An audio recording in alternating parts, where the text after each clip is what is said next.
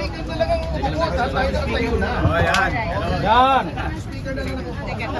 Para na sila cellphone, bababa ng konti.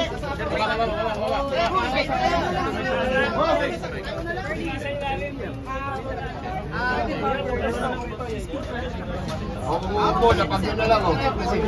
Ay, tayo na lang po.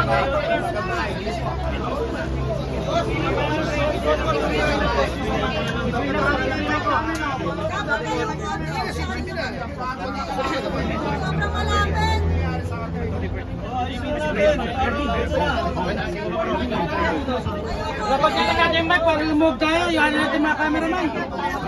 Oh.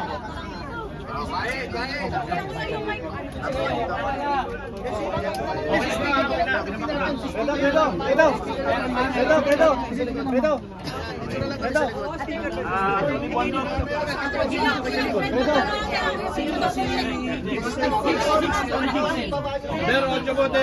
General. Pero, ocho mo. Speaker na lang ang magsasalita for the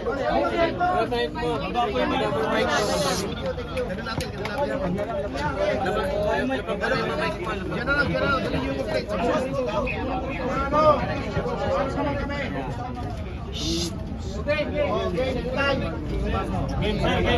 Okay, sige. Ano pag naman? Ano po yung kinayan natin ngayon sa Ombudsman? Dito sa Ombudsman, ang basis natin dito yung violation ng anti-graft law. Sige, Tapos, Nung una, ang sana inisip namin, yung violation lang ng revised penal code. Ngayon, may nagsabi na sa dami ng nilabag na batas, bakit hindi natin i-file lahat ng kaso na po pwedeng i-file? Kaya napagdesisyonan ng grupo na pumunta rin dito sa office ng Ombudsman upang i-file yung mga kaso na nilabag nila sa anti-graft law. Ano unit exactly, sir? I think section 3E. Pwede pa natin mabanggit kung ano-ano po yung mga kaso po na sinampakulan? Yung una, syempre, yung falsification ng legislative document. Dito naman sa Ombudsman, yung violation ng section 3E kung saan ay sinasabi na kung merong kang ginawa na dihado yung gobyerno, no, at nawalan yung gobyerno, ay po pwede kang kasuhan. Ano ba yung ginawa nilang Ano nagpadala yung ugat nito, sir? Yung pagsingit ng imagine 241 billion pesos. Ang laking halaga yan. Hindi mo pwedeng sabihin na typographical error yan na kinurek ng technical working group. Mahirap po, ang laki ng amount na involved. Ito ba yung mga blanks? Opo, yan yun. Binilang niyo po yun, parang kinumpit niya lahat. Marami yung blanco na yon. Ngayon, nung tinignan namin ano yung mga nilagay nila doon sa blanco, tinotal namin, umabot sa 241 billion. Sir, bakit po 12 yung counts ng falsification of legislative documents? Palagay ko, mas magandang sagutin ni Atty. Topacio yan kasi siya naman yung lead counsel. well, kaya po, 12 counts yan, ay 12 times po nilang pinunuan yung mga blanks. Yun po ang in-approve ng BICAM ay 0, nakalagay 0. Dapat po yun pagdating sa Pangulo, 0 din. Hindi pwedeng palitan yun unless may typographical error, maling spelling, maling formatting, or misspelling. Yun lang po ang kailangan o wrong grammar. Hindi po pwedeng ilagay yung 0. Gawin mong 90 billion or 80 billion o kahit 10,000 pesos po. Hindi nyo pwedeng gawin yun kahit piso nga eh. Basta 0. So 12 times po naming nabilang na meron pong ganong insertion, yung singit. Oo. Ibig po sabihin, si Speaker Romualdez ay mahilig sa singit. Sir, sino po pala yung respondents dito? Sino exactly po? Ito po, siyempre si Speaker Romualdez, because siya po ang head ng House of Representatives. Manuel Jose Dalipe, kasi siya po yung nandun sa APRO. Etong majority leader, siya yung majority whip. Siya yung nagma-marshal ng mga boto para dito. si Congresswoman Kimbo. At least inamin niya na merong insertion sa kasi dating Appropriations Committee Chairman Saldico.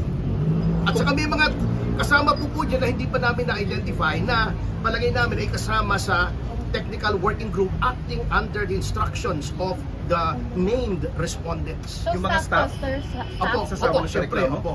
Kahit inutusan lang sila. Kasi po ginawa din nila eh. So they have to justify kung kanilang in-insert under the directions na ito ay lawful na instructions. Kasi kung unlawful yung instructions, eh liable din po sila. Complainant din sila. Opo, Bakit complainant po din kayo po. sumali? Eh, alam niyo po, ako ay I'm doing this in representation of the Citizens Crime Watch. Ito po yung aming presidente, ako ang national chairman. The Citizens Crime Watch has been in existence since 1992.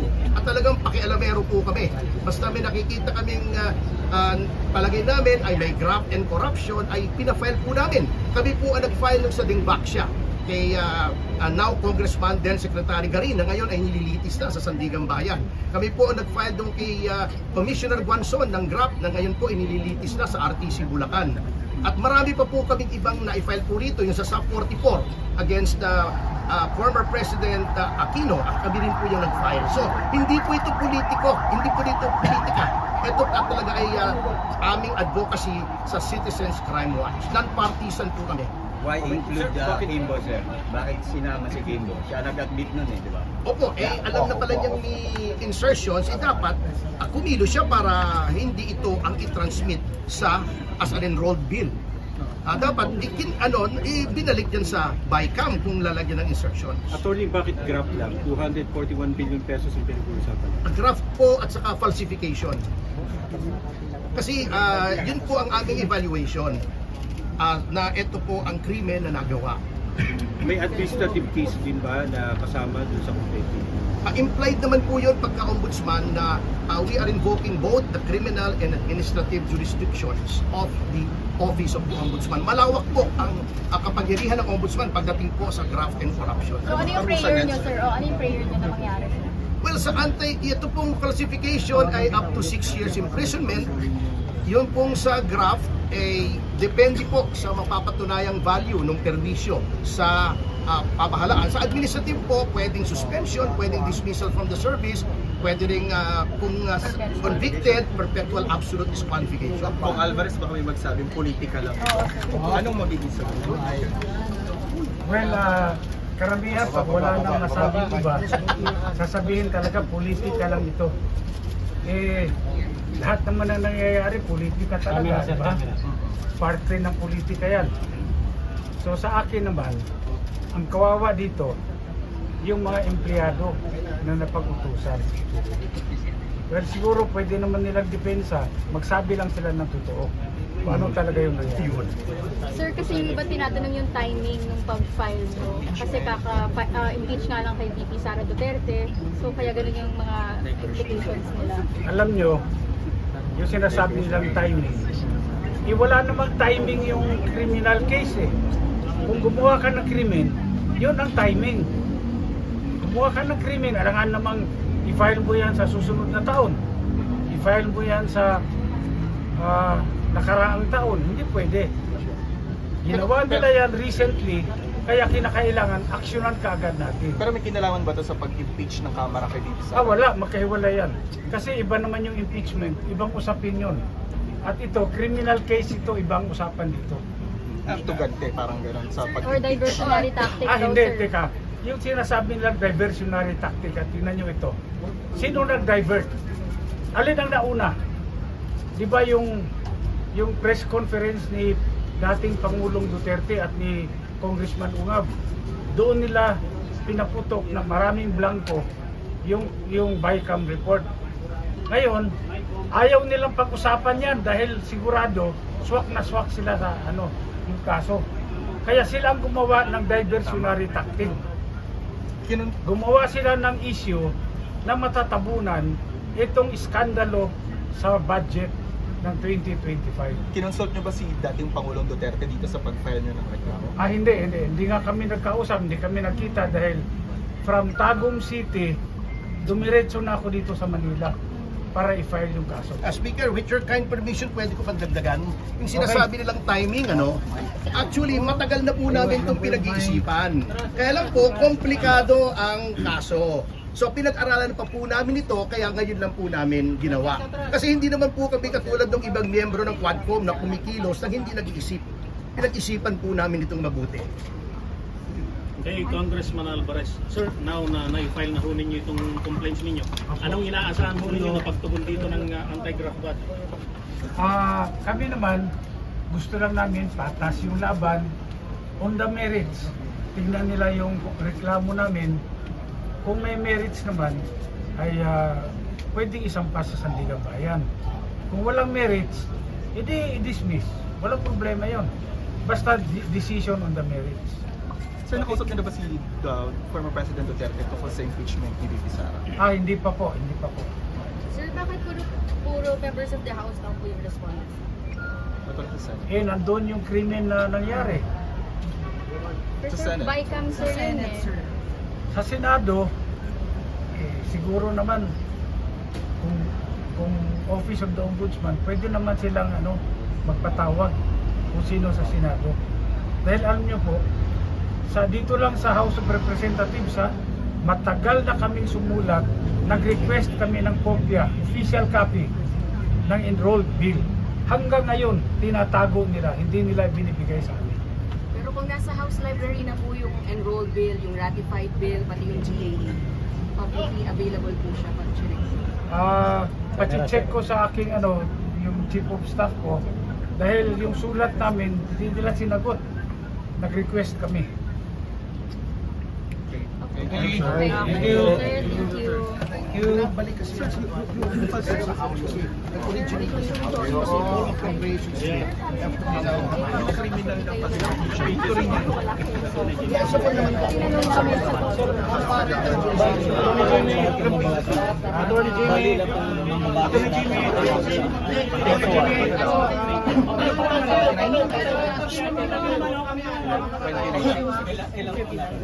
Si Dalipe, Saldico, tatlo, Kimbo siguro, apat.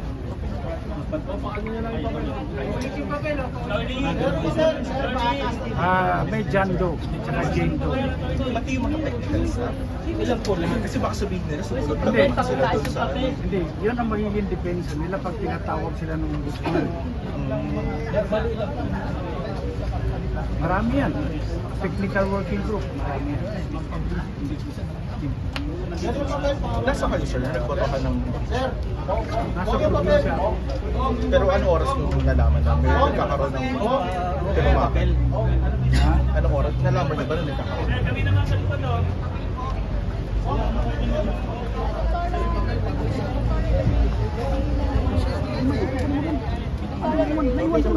Stay natin sa speaker. Yes, this is speaker. Ako stay na. Basta ko.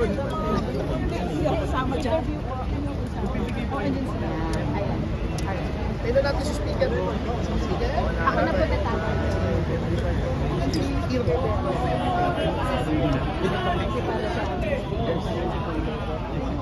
Okay ba may mic ko? Nagka-live ka ba?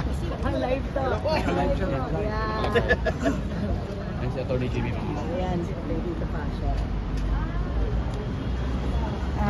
Question. I'll ask ka lang. Okay. What will happen if we do not file this? What do you foresee will happen to the Filipino people, to our country, if this case is not filed? Well, kaya nga po namin inihain ito sapagkat harap po sa amin ni Atty. Jimmy, General, ni Jigs Magpantay, this is not just a crime as defined in the revised penal code and RA 3019. This is a crime against the Filipino people dahil sa laki ng amount involved, 241 billion. The ordinary Filipino cannot even begin to wrap their heads around that kind of figure na isisingit mo. Grabe naman yon. Ngayon lang sa pagkakaalam ko na nagkaroon ng ganito. Usually ang insertion, wala sa BICAM, nilalagyan pero may fixed amount. Ngayon lang ako nakakita ng insertion na zero, bahala ka sa buhay mo kung anong ilagay mong amount. Parang nag-issue ng blank check ang gobyerno natin sa paggastos nitong mga appropriations na ito. Ay, ito na pala si Speaker. Sige. Tapusin ko lang yung sentence mo. And Congress is supposed to be the guardian, the safekeeper of the public purse. Ano nangyari? Kamote. So, Ay, for ordinary Filipinos, para mas maintindihan nila ano yung itsura nito on the ground pag ito'y natuloy, itong budget na ito. Pakikita natin that there will be expenditures of public funds na hindi dumaan sa tamang proseso, hindi inaprubahan ng BICAM. Isiningit, hindi lang ito isang panliling lang, hindi lamang sa sambayan ng Pilipino, ngunit sa ating Pangulo kung talagang hindi niya alam na may insertions. Kung alam niya, then he has to answer for that. Anong also. tingin mo? Alam niya o hindi niya alam? I don't want to, I always presume good faith. Alam mo naman ako, I always want to give the President the benefit of the doubt, although I doubt the benefit. All of you are giving him the benefit of the doubt. You don't think that the President is involved in this? Unless I see any evidence. Seriously, I'm willing to impute good faith to him because good faith is always presumed. Okay. Alright. Attorney Jamie Bundok po, ano masasabi po niyo, reaction lang po ninyo sa mga magsasabi na kayo po ay malapit na kaalyado ni Pangulong Duterte at member po kayo ng PDP. O, ano naman ngayon? Bilang Kaibigan ko siya. Pero hindi po lahat tayo porke may kaibigan, kikilingan na natin kung sila mali o tama. Pero in this case, wala po itong kinalaman kay Pangulong Duterte. Ito po ay may kinalaman sa Republic of the Philippines versus the person's name. May ginawa po silang krimen. At ang biktima, taong bayan. Sa tinatanong po ni Doc Badoy kanina, ano magiging itsura nito on the ground kung makalusot? Yun na nga masakit palagay ko hindi natin mahalata. Kasi puro mga agriculture, irrigation, hindi natin makikita kung paano nawala yung 241 billion. We will not feel it. Kaya nga nila pinaglalaban ngayon sana mailusot, kaya pinirmahan ng December 30, kaya sinusubukang bilisan ng ganyan, para nga hindi na natin maramdaman pag naipasa na. Kaya po namin pinipigilan. how about kay Congressman Alvarez? Opo. Ano rin po ang inyong reaksyon tungkol doon kasi bilang politiko rin po kayo? Well, ang reaction ko, ito nga, nag-file ako ng criminal case. Kasi yun lang yung, mahirap naman yung magsasalita ka lang. Wala ka namang ginawa, di ba? Kaya kami, nakapag-desisyon kami na mag-file ng criminal case bilang reaksyon namin sa krimen na ginawa nila. Dahil ito, matatawag natin karumal-dumal talaga ito. Sa buong buhay ko, ngayon ko lang nakita na merong ganito kawalang hiya na gumawa ng krimen. Harap-harapan talaga. Sa tingin po ninyo, anong inaasahan ninyong kapabor po ba sa inyo? Ulan po, pwede pa Well, sa akin naman, nagdasal na lang na sana mag-decision on the merits. No, yung mga gobyerno na merong jurisdiction dito. Decision on the merits lang, okay na tayo doon. Malaki po ang tiwala namin sa ombudsman na patas itong didinggin kaso na to. And hindi po in favor of any side but in favor of what is right and in favor of the Philippine people. Naniniwala po kami sa ombudsman.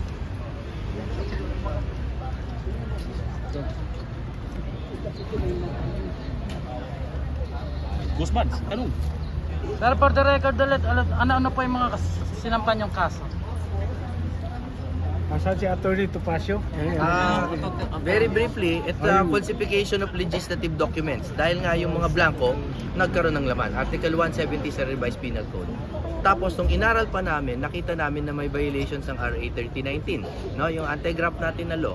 Particularly Section 3E, alam na alam yan nila Attorney Trixie, kung saan nagkaroon ng undue injury sa gobyerno. Napakalaki ng injury. Na-injure na ba kayo ng 241 billion? Ganun po kalaki ang injury. And, presumably, undue advantage to some persons. Yan po ang Section 3E ng RA 3019. Palap lang. Bukod po dito sa pagsampa niyo sa ombudsman, mayroon po bang doon sa Quezon City RTC? Di ba?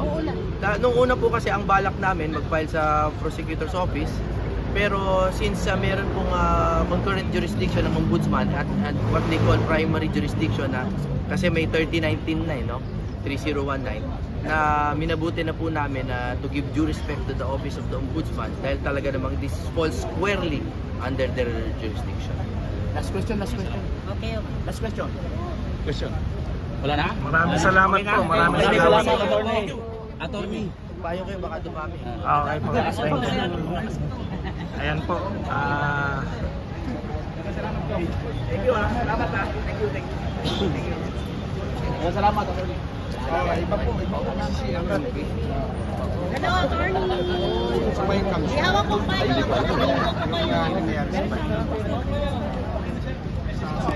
Salamat ha. Guys, teka lang ha, medyo umaambon. It's raining in Manila. Salvador, makakuha ng ano tayo.